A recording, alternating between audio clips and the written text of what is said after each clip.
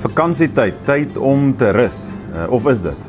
Ek kom agter die laaste paar jaar as ek met mense praat in Januarie en ek vra hoe was hulle tyd weg gewees, dan sê hulle almal vir my dieselfde. Dit was te kort, dit was te min. Dit voel vir hulle het nou 'n vakansie nodig. Ek weet nie of jy dit al gehoor nie. As mense terugkom en sê hulle nou voel hulle het 'n vakansie nodig.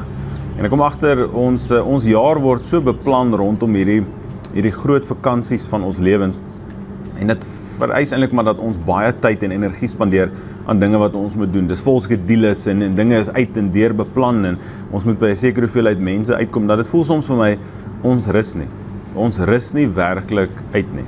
En wanneer ons terugkom, dan is ons net so of dalk selfs moer as wat ons was aan die einde van die vorige jaar. Nou, ek glo daar's 'n verskil tussen rus en rus. Ek dink wanneer ons geesmens moeg is, dan kan ons met vakansie gaan en moeg terugkom.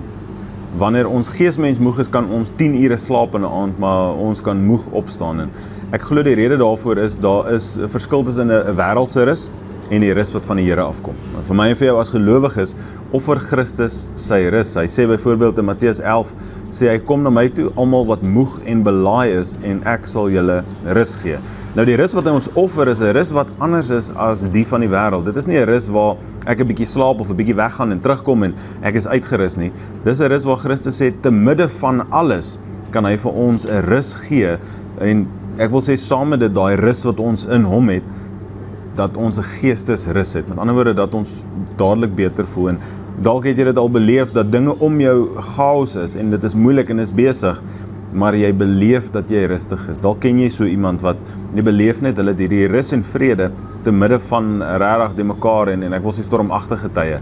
En dit is wat Christus ons offer. Hy sê, dis meer as net 'n vakansie, dit is meer as net weggaan, dit is meer as net baie slaap, of min werk, of voete strek, bene rek. Hy sê dit is 'n rus wat ek en jy in hom kry. En hy maak ons hierdie offer. Hy sê kom na my toe. Hy sê en ek sal dit wat jou moeg maak en dit wat jou belaai sal ek vat, en wat ek vir jou gee in ruil, is hierdie ruiltransaksie. Hy sê dit wat ek vir jou gee in ruil is my rus. Sy rus wat anders is as die van die wêreld. En ek wil jou vandag vra, waar ook al jy gaan, of jy nou met vakansie gaan, dalk bly jy tuis, ek weet nie waar jy is nie, maar wil jy hom nie opvat op sy offer om te rus nie, dat ek en jy werklik waar, ek wil sê 2026 instap en sê, maar ek is uitgerus, nie omdat ek weg was met vakansie nie omdat ek baie geslaap het of min werk gedoen het nie, maar omdat ek in Christus Jesus my rus gevind het. Ek weet wie my Here is, ek weet wie ek is in hom, en ek is meer as 'n oorwinnaar, maar meer as dit, hy is my plek van toevlug, hy is my rus, hy is die een by wie ek vrede en vreugde beleef. So dis my gebed vir jou, dat jy nie net hierdie vakansie sal weggaan en gejaagd sal wees en Januarie sal terugkom en sê, ek wens ek het meer vakansie nie, maar dat jy sal sê, ek vind my rus in die Here. En dat ek en jy deur die jaar sal onthou dat hy is ons plek van toevlug, hy is ons plek van rus. Mag die Here jou seën en mag jy 'n wonderlike dag hê. Sien jou môre. Totsiens.